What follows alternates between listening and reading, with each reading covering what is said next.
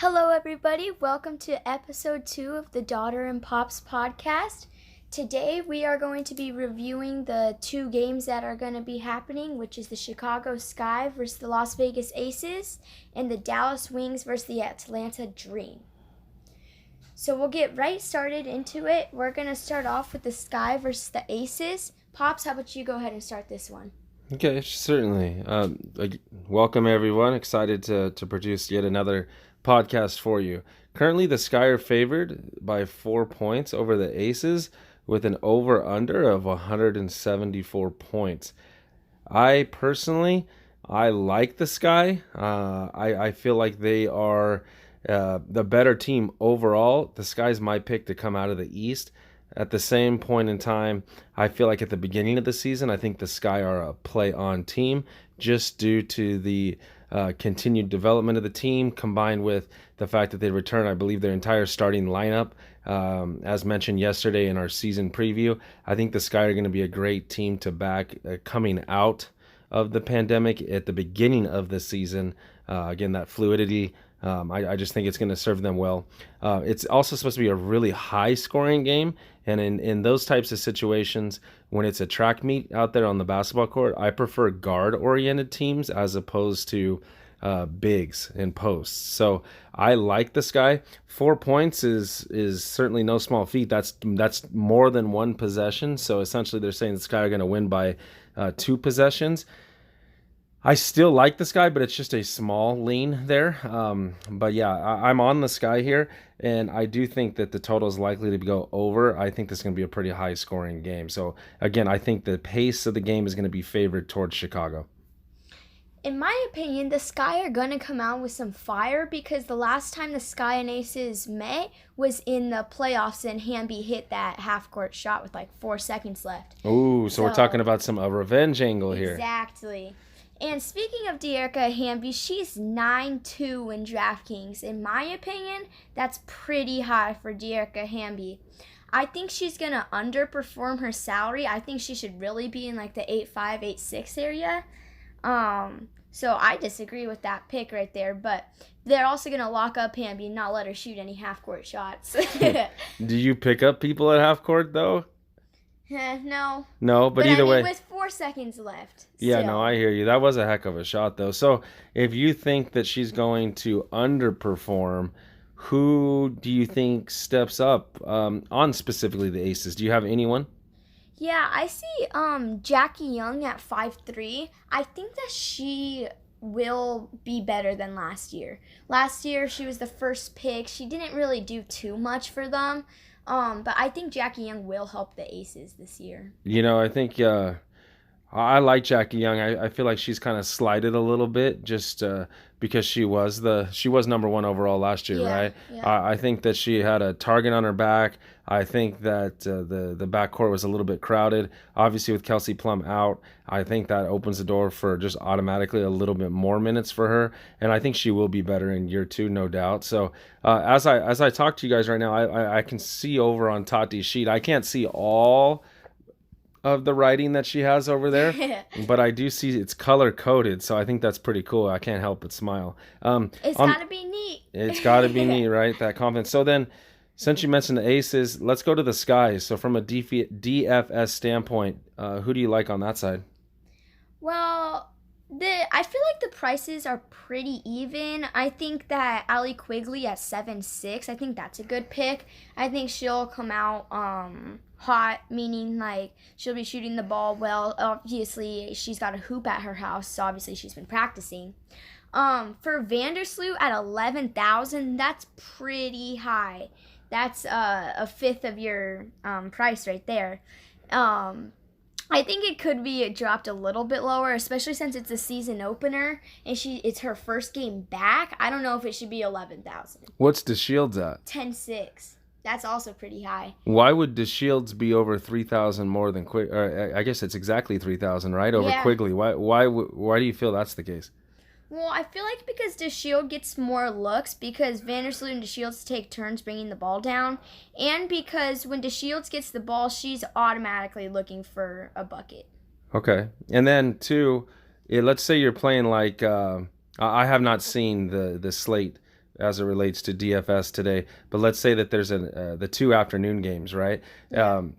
I can tell you that the Sky and Aces are projected to score 20 more points than the Wings and the Dream. So if you're looking for a stack, then this is obviously the game that everyone's gonna go ahead and stack with. And I happen to be in complete, for the most part, complete agreement. I do think that I wouldn't be surprised if this turns out to be where both teams score in the high 80s. And if not even in the 90s. So at least the Sky anyways. So I also think that this game's likely to be close. So it's not like we're going to have any crazy blowout type of situation. So all of a sudden it'd be a lack of minutes for the starters. Let me ask you, with the Sky, any injuries of note or on either side for that matter? Yeah, so I have Chantel Lavender out. Who steps up in her Chantel role, Lavender. right?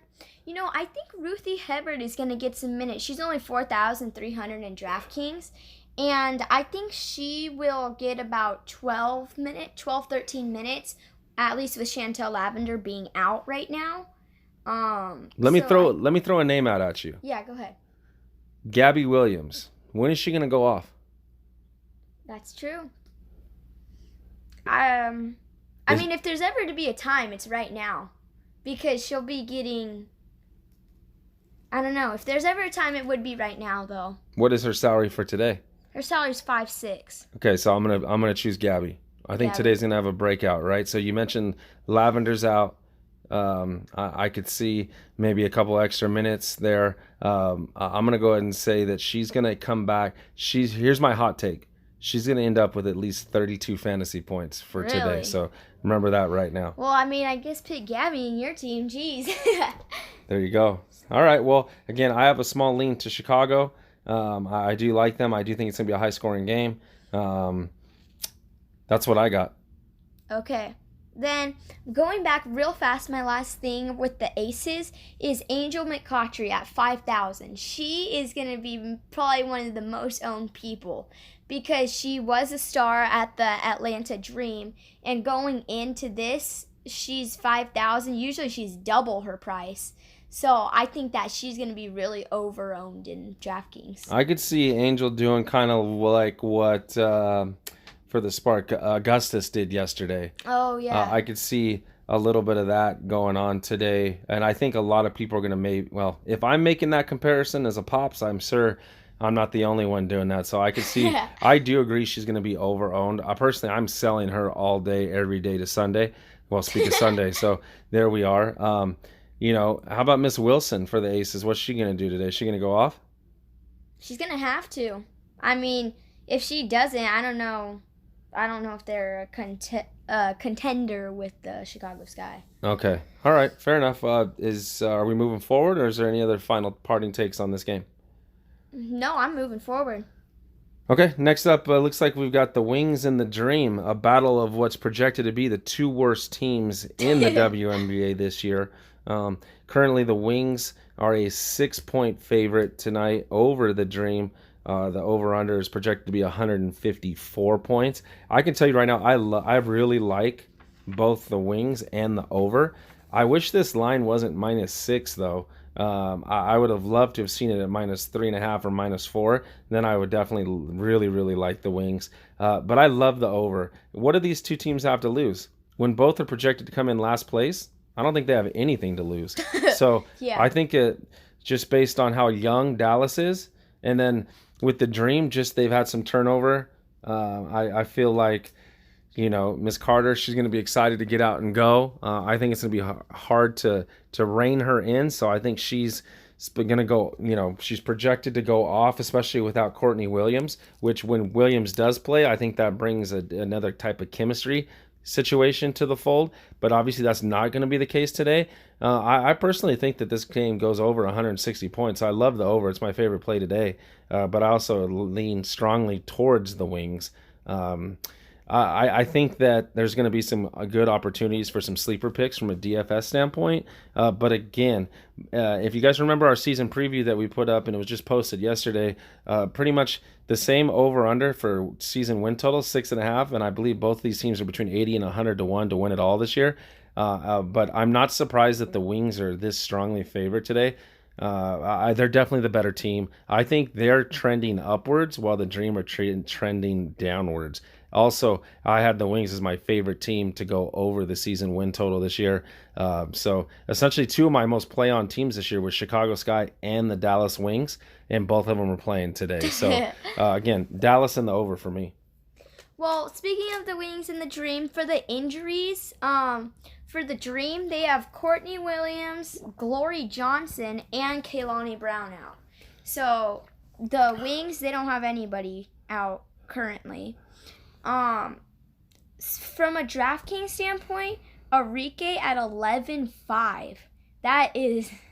She's gonna shoot the ball 37 times. I know, that's the thing. I just don't think she's not better than Courtney Vandersloot, but just compared to the Dream, she will shoot a lot. So I would stay away from her in a DraftKings, but really, yeah, okay. I would. So if you're staying away from her, who are you on from the Wings?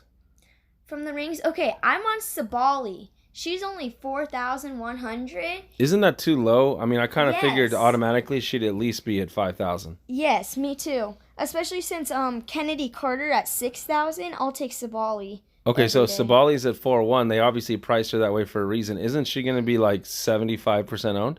Yeah. So then who's the sleeper then? If she can't be a sleeper if she's going to be 75, 50. Or okay, let me slow down. She's going to be at least 50% owned today. So then who is the under-owned player on this team? I would have to go with Alicia Gray. Alicia Gray. I sense said a it little last bit time. of hesitancy from you there. Why? Because she's 7'8", which is like middle-ish. And from a DraftKings standpoint, I was just thinking about it, like, because her percentage is going to be low because her name's not mentioned very often, and she's 7'8". Isn't the rookie from Princeton is 5,600? Yeah, Bella Why Larry. Sabali's 4,100? Yeah, she'll be a sleeper too if she ends up getting some playing time. How much wine did DraftKings drink last night? Obviously a lot. Okay, well, I don't I know. mean- I thought it was going to be the opposite way around at least. okay. So then from the Dream, whatever Monique Billings' DraftKings salary is, I'm telling you right now, she's gonna destroy it. So 7-4. I love it. Monique's gonna go for at least 38 fantasy points tonight, at least. Okay, write that down now. Okay, well, I don't have to write it down. I've already taken her. I want everyone else. I'm talking to our audience. Oh, okay. Well, our audience, Monique Billings, if you do the standalone game here, you should captain her. She's going to go nuts, okay? Someone's going to get some of the rebounds from Arike's 37 shots. It's going to be Monique Billings. Brittany Brewer, she's an interesting one. She's a rookie, right? I don't know. Yeah, I have her written down as a rookie, and she's a forward. I'm confused why she's 6'3". That's quite high. That's the highest I've seen so far from a rookie, at least from what we've written down. That's interesting. So do you feel like in that case, is that just a mispriced, or do you think that somehow, their DraftKings and DFS into they're privy to information that maybe we don't know about? Maybe they've seen practices. Yeah. Do you believe in that sort of thing, or do you think it's just? I mean, there's a reason why that was priced that way. Why? I mean, I think they might have seen her like do something that we haven't. They're in the bubble. How can anybody see anything? Who knows? It could be like a reporter or something. You never know. But like, I have never even heard of Brittany Brewer, so I'm kind of shocked that she's 6'3". Okay. Well, if I've never heard of her, I'm not taking her. I've heard of Monique Billings. I love her more at 7'4" than I like Corey Brewer at 6'3". Oh my gosh. Yes, I know Corey it's not Brewer. Corey Brewer. I get it. All right. Well, again, for me, I like Dallas. I also love the over. Yesterday, all three games went over, and all three favorites covered their spread in all blowouts. Yesterday's games were actually somewhat boring to me. I'm not a big fan of blowouts. I don't like it when we're playing AAU games and where you're on the court and you either win in a blowout or you get beat by in a blowout playing against 17-year-old boys. I don't really like those situations. I think it's hard to really learn a lot from those. And then speaking of, if we are we moving forward, or do we have any more words to say about this game? No, I don't have it. Okay, so I got to ask you, Tati. I want you to tell me, what was your impression in first takes on Sabrina? Sabrina, her stat line was 12 points, 6 rebounds, 4 assists. For her first game, that's a decent stat line because she's just an overall, like an all-round player. I think that she could have picked up more on defense, like picked it up.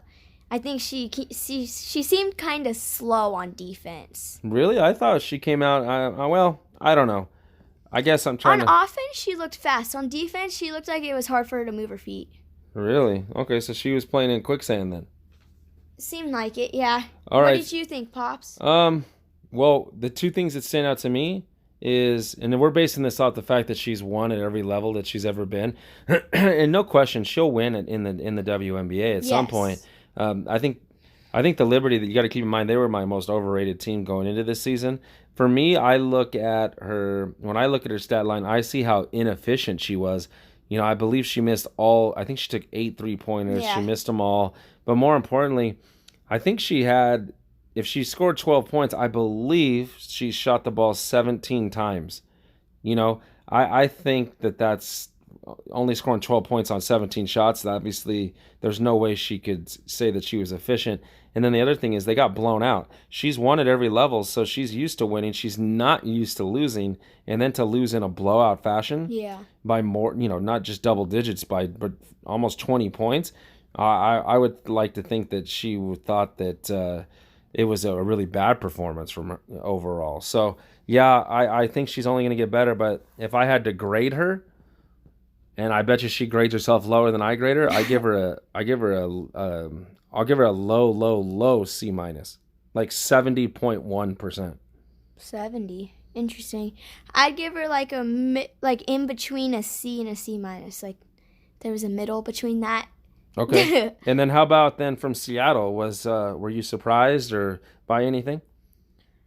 They looked strong as a team. Then again, they were playing against the Liberty, which is a young, inexperienced team. But I think that Breanna Stewart, she looked good. I think a girl that looked really well was Jewell Loyd. She looked fast out there and strong with the ball. I could tell she's been working on this during this pandemic. And then Breanna Stewart's footwork, it's always been good, but it looked really good yesterday.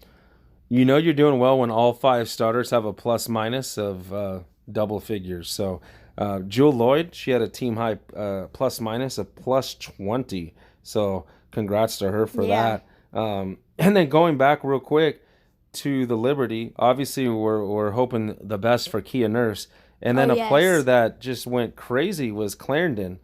She scored 20 points and she shot 12 free throws. Whoever could admit that they saw that coming? Yeah, no, not me.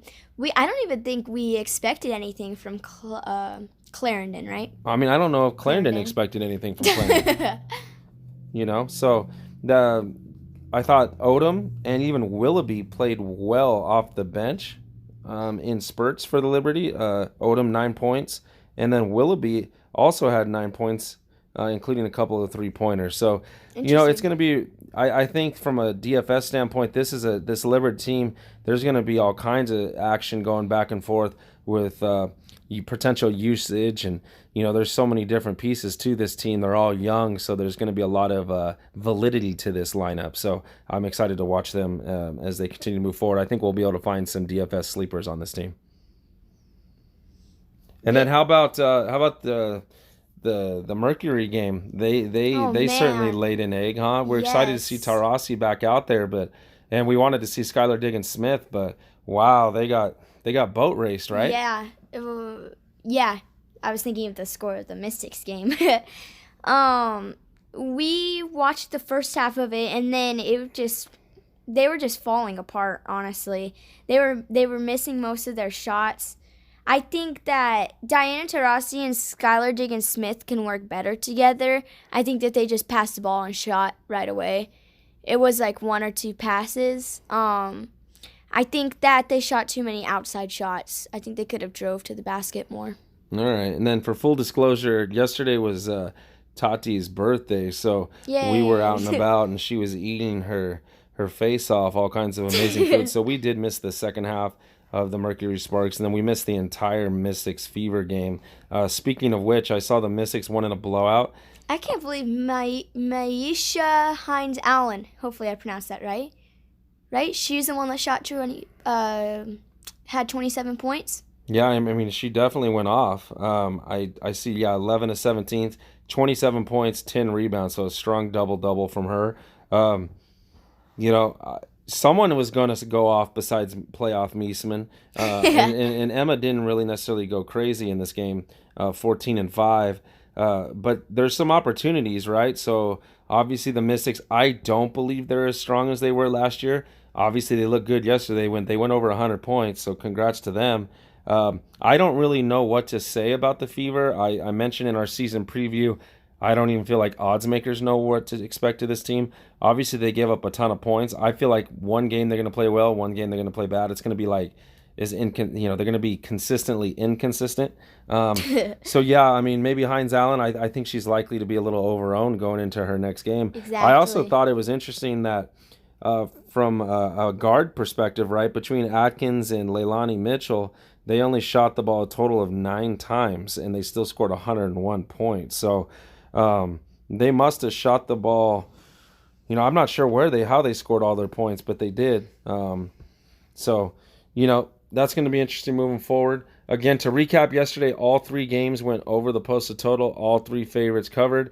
Today we tend to like both the Sky and the Wings. Again, a couple of favorites. I prefer the Wings more so, and I do like that Wings game to go over. So it's basically, if you're seeing at the beginning of the years as seasons, and I think it's easily understandable with the pandemic, right? It's been hard to get game-type reps. So it's hard to go 5-on-5 in scrimmage. I know in coaching, we're having not the easiest of times getting people to be able to scrimmage against each other. And I think what comes of that is poor defense, poor game conditioning. And so that's why we're seeing so many points being scored. And I think for each team's, the first couple of weeks, and then especially out of the gate, odds makers are going to have a hard time adjusting to all these track meets that are likely to be happening. So I think that there's some opportunities for people that like to place wagers to take these overs out of the gate. So